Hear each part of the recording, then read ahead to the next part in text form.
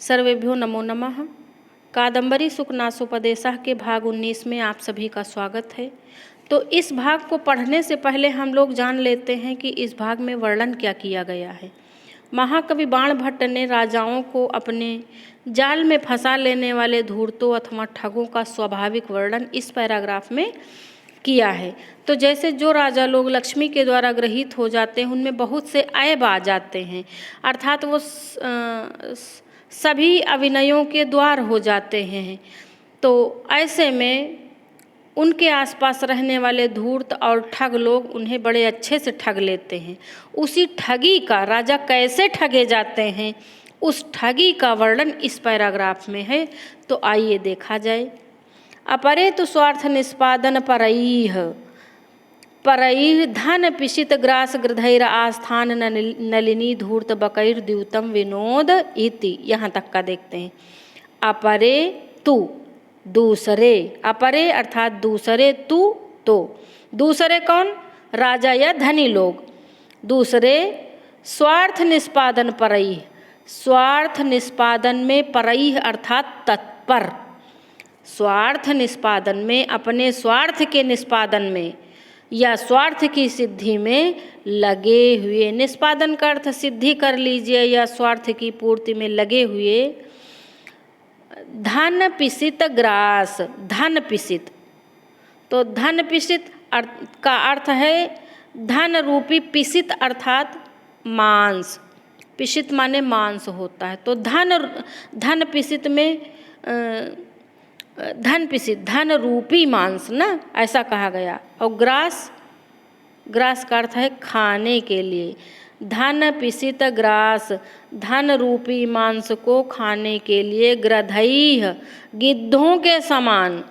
आस्थान नलिनी सभा मंडप रूपी, नलिनी कमलिनी के समान। सभा मंडप रूपी आस्थान, सभा मंडप, नलिनी सभा मंडप रूपी नलिनी के समान, कमलिनी के समान ना, नलिनी का अर्थ कमलिनी से है।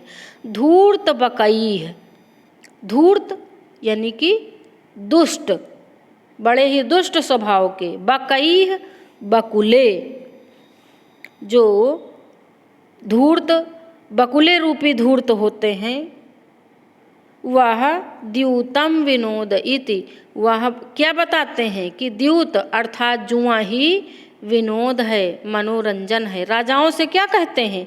राजाओं को ठगने के लिए उनके आसपास के जो स्वार्थ निष्पादन में रत लोग रहते हैं, दुष्ट लोग, वह क्या कहते हैं राजा से और किस लिए कहते हैं?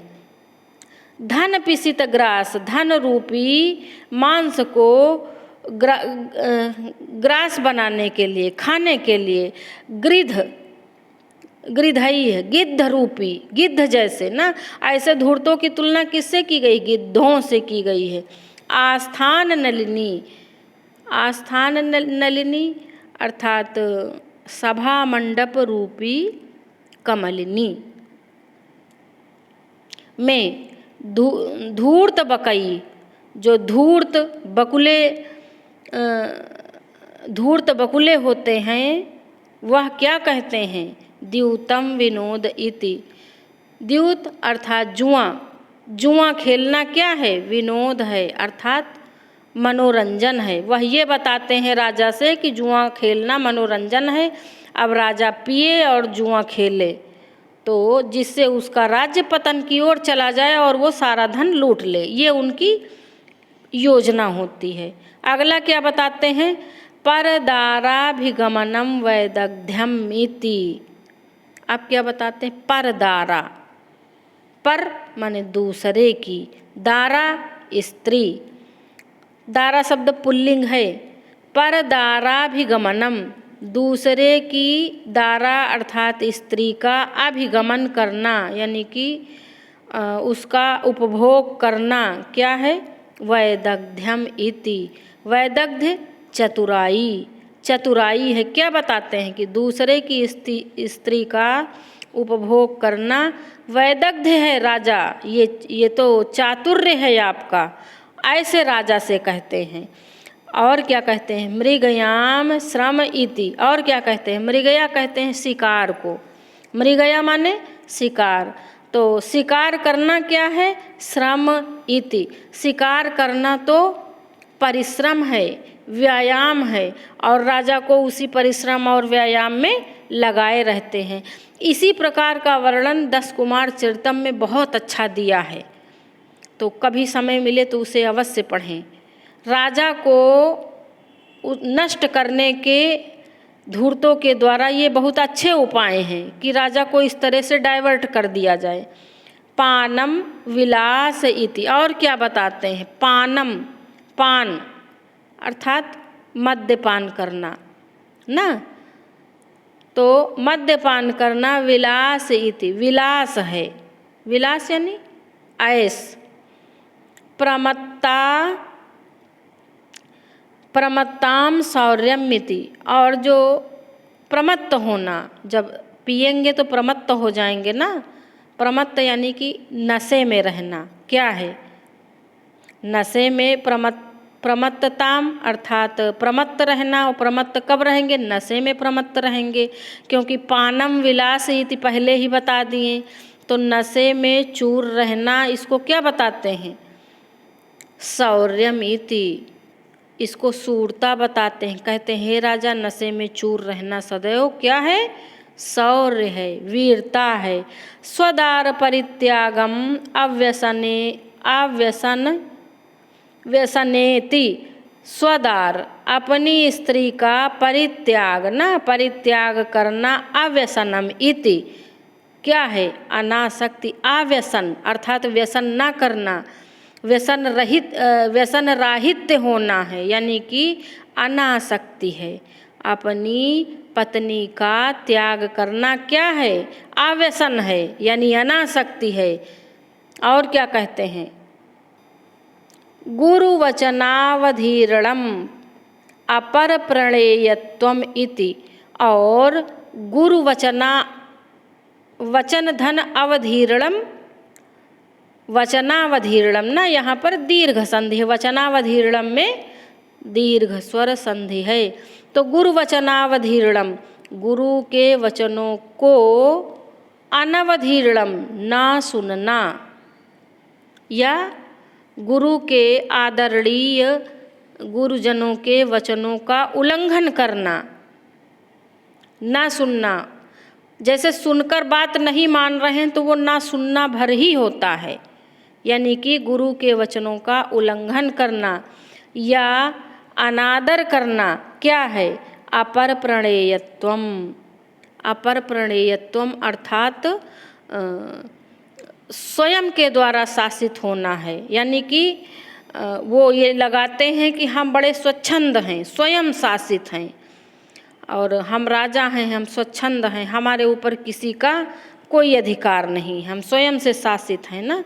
अपर प्रणेयत्वम का यही अर्थ है, ऐसा व्यक्ति जो स्वयं से शासित हो, मतलब अपना नियम स्वयं बनाए और उस पर चले, किसी दूसरे के नियमों को ना माने। ठीक, फिर और क्या है, अजित भृत्यताम, अजित भृत्यताम अर्थात नौकरों को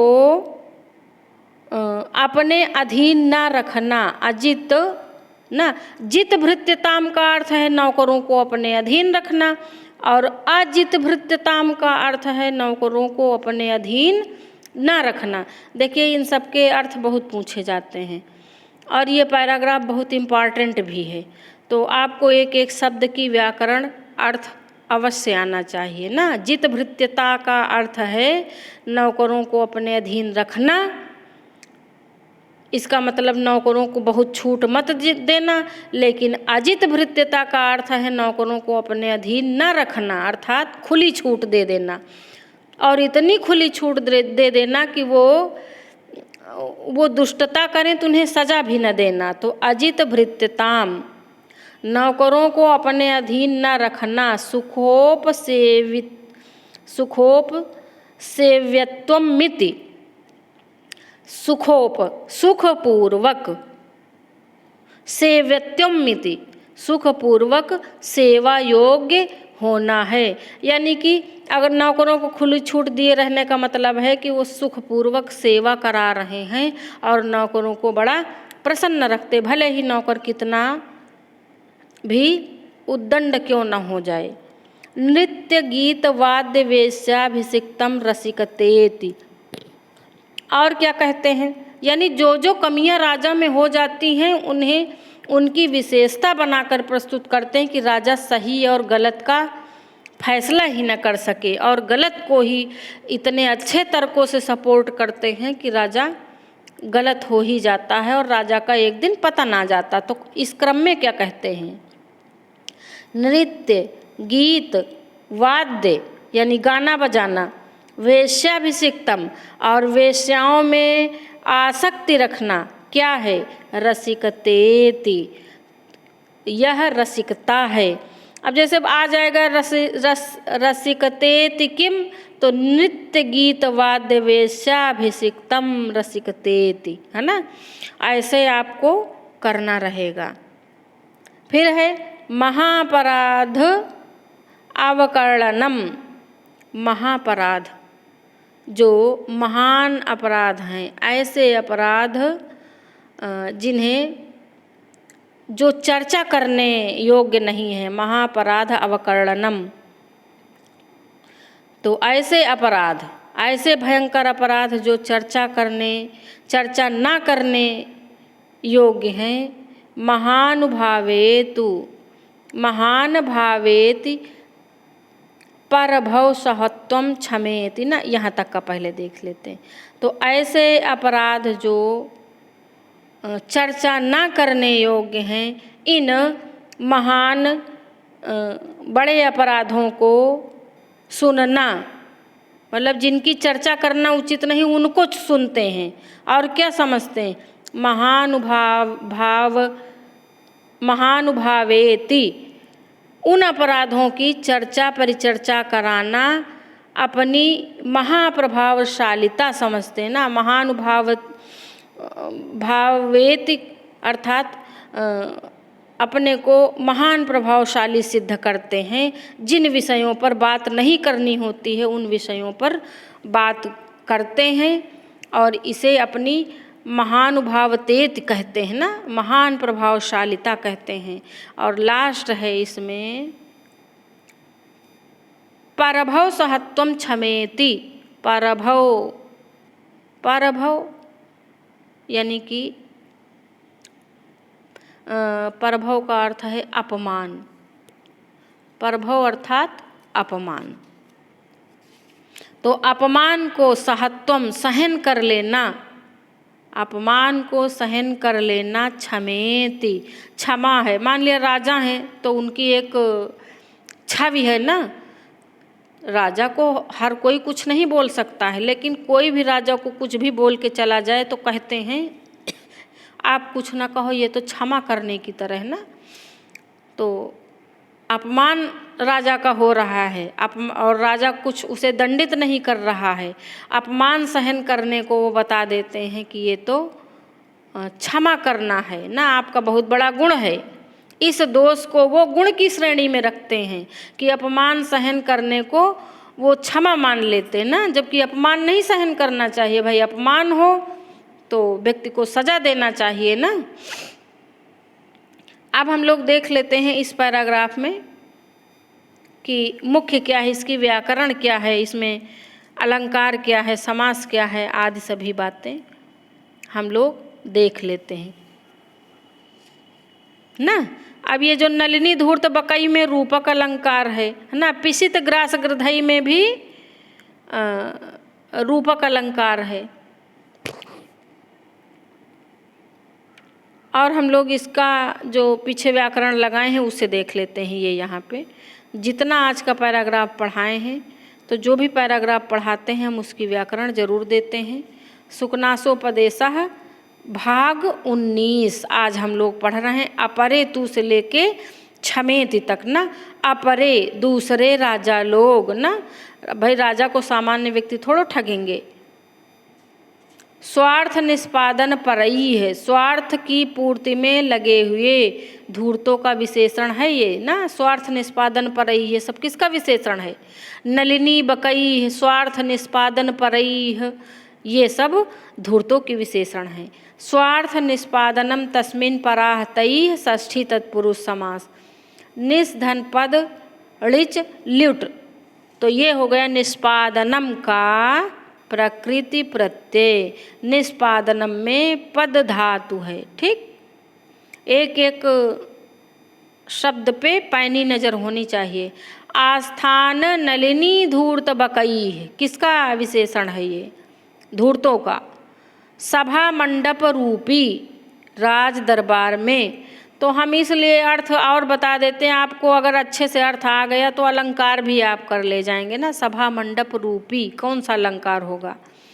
कमलिनी के समीप स्थित धूर्त बगुलों के रूप वाले सभा मंडप को क्या कहा गया? सभा मंडप रूपी कमलिनी ना, कमलिनी से तुलना की गई और धूर्तों की बकुलों से तुलना की गई है।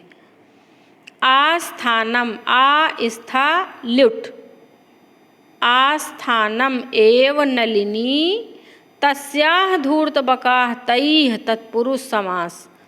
परदाराभिगमनम, दूसरे की स्त्री के साथ संभोग को, परस्य दारा परदाराह तेषाम अभिगमनम षष्ठी तत्पुरुष।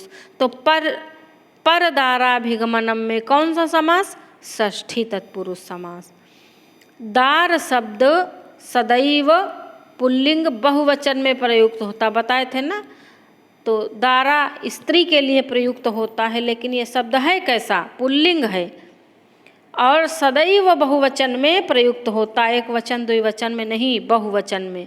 वैदग्ध्यम का अर्थ है चतुराई, विदग्ध धन सिंह, वैदग्ध्यम। तो वीडियो अच्छी लगे तो प्लीज़ लाइक शेयर और सब्सक्राइब अवश्य करें और हमें कमेंट भी अवश्य करें। मृगयाम, मृगया अर्थात आखेट को, मृग धन ऋच शा धन टाप, तो हो गया मृगया ना। टाप प्रत्यय लगा है ना, तो मृगया बनेगा रूप। प्रमत्तताम, तीव्र नशे में चूर रहने को ना भाई। पानम विलास ऐसा बताते हैं ना, तो तीव्र नशे में पान करेंगे तो तीव्र नशे में तो चूर हो ही जाएंगे। शौर्यम ना, वैदग्ध्यम शौर्यम, इन सब में से ही प्रत्यय है। फिर क्या कह रहे हैं? प्रमत्ताम की व्याकरण देख लेते हैं। प्रा मद कद धन तल धन टाप बन गया प्रमत्ता। शौर्यम शूरता, शूरधन स्यई, वैदग्ध्यम में स्यई, शौर्यम में स्यई। स्वदार परित्यागम, अपनी पत्नी के परित्याग को। अगला नेक्स्ट पेज पर चलते हैं। स्वस्य दाराह स्वदाराह तेषाम परित्यागम षष्ठी तत्पुरुष समास। आव्यसनिता, व्यसन का ना होना, वी अस ल्युट, ना व्यसनिता आव्यसनिता नई तत्पुरुष समास। गुरुवचन अवधीरणम, गुरुओं के वचनों का अवधीरण करना अर्थात अवहेलना करना। क्या है? अनादर करना या अवहेलना करना। गुरुणाम वचनानि में षष्ठी तत्पुरुष है ना, इसको पूरे को देख लेते हैं। गुरु वचनावधीरणम, ये पूरा पद है ना, तो इसमें गुरु वचन में भी षष्ठी तत्पुरुष है और गुरु वचनावधीरणम में भी षष्ठी तत्पुरुष है। कैसे देखते हैं? गुरुणाम वचनानि षष्ठी तत्पुरुष ना, और फिर है ये देखिए, ये यहाँ पे अवधीरण की व्याकरण देख लेते हैं। अवधीर धन ल्युट प्रत्यय। अपर प्रणेयत्वम का क्या अर्थ है? दूसरों के द्वारा शासित ना होना ना, बहुत इम्पॉर्टेंट है ये। अपर प्रणेयत्वम का क्या अर्थ है? दूसरों के द्वारा शासित न होना, अर्थात स्वच्छंद होना ना। स्वतंत्रता और स्वच्छंदता में अंतर होता है। प्रणेय प्रानिधन यत प्रत्यय ना पर प्रणेयत्वम अपर प्रणेयत्वम नई तत्पुरुष समास। तो अपर प्रणेयत्वम में कौन सा समास है? तत्पुरुष समास है। अजित भृत्यताम, अजित भृत्यताम, भृत्य अर्थात नौकरों को, अनुचरों को खुली छूट देना। जिताह भृत्याह येन सह जित भृत्यः ना बताए थे ना, तो जित भृत्यः में बहुब्रीहि समास। और जित भृत्यः उसको कहते जो नौकरों को खुली छूट नहीं देता है, और अजित भृत्यता वो है जिसमें नौकरों को खुली छूट दी जाती है। न जित भृत्यता अजित भृत्यता ताम नई तत्पुरुष ना, अजित भृत्यता में नई तत्पुरुष और जित भृत्यता में बहुब्रीहि समास। सुखोपसेव्यत्वम आसानी से सेवा योग्य होना। सुखेन उपसेव्यः तत्पुरुष समास। उपसेवधन ण्यत्। नृत्य गीत वाद्य वेश्याभिषिक्तम, नाच गाना बजाना एवं वेश्याओं में आसक्ति अर्थात अनुराग। नृत्यम च गीतम च वाद्यम च वेश्याश्च नृत्य गीत वाद्य वेश्या ना, ऐसे सबका एक में होगा। अगला देखते हैं यहाँ पर। नृत्य गीत वाद्य वेश्या तासु अभिषिक्तम बन गया षष्ठी तत्पुरुष समास। अभिषिक्तम की व्याकरण अभिधन संच धन तीन प्रत्यय ना, और रसिकता आनंद लेना, रस धन ठन बन गया रसिक। महापराधावकर्णनम ना चर्चा करने योग्य बड़े बड़े अपराधों पर, अपराधों को परस्पर चर्चा का विषय बनाना, यानी ऐसे मुद्दों को उठाना जो चर्चा के विषय नहीं है, उन पर समय बर्बाद करना। महानताश्च ते अपराधाः महापराधाः तेषाम् अवकर्णनम। अवधन कर्ण धन ऋच ल्युट षष्ठी तत्पुरुष। महानुभावता महाप्रभावशीलता अनुभूधन घई बन गया अनुभव। अनुभवता अनुभावता बना ना, अनुभूधन घई बन गया अनुभावता। नहीं, यहाँ पे कुछ मुझे गलत लग रहा है, तो इसको अनुभावता को हम लोग थोड़ा क्लियर कर लें तब फिर बताएं। अनुभावः होगा ना, ये अनुभावः, तो अनुभूधन घई प्रत्यय। महान अनुभावः यस्य सः महानुभावः बन गया बहुब्रीहि समास। ठीक, इसके आगे देखते हैं। पराभव सहत्वम तिरस्कार या अपमान।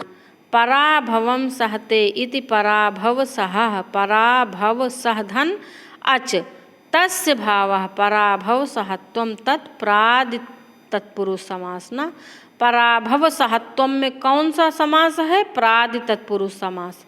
2 बार 4 बार जब आप पढ़ लेंगे तो बड़ी आसानी से चीज़ें आ जाएंगी, लेकिन पढ़ना पड़ेगा, क्योंकि इससे अलंकार भी पूछे जाते हैं तो थोड़ा सा कठिन पड़ जाते हैं, और शब्दों की व्याकरणात्मक टिप्पणी भी पूछी जाती, थोड़ा कठिन हो जाती। इसलिए जब आप 2 बार 3 बार 4 बार पढ़ेंगे तो कुछ भी कठिन नहीं लगेगा।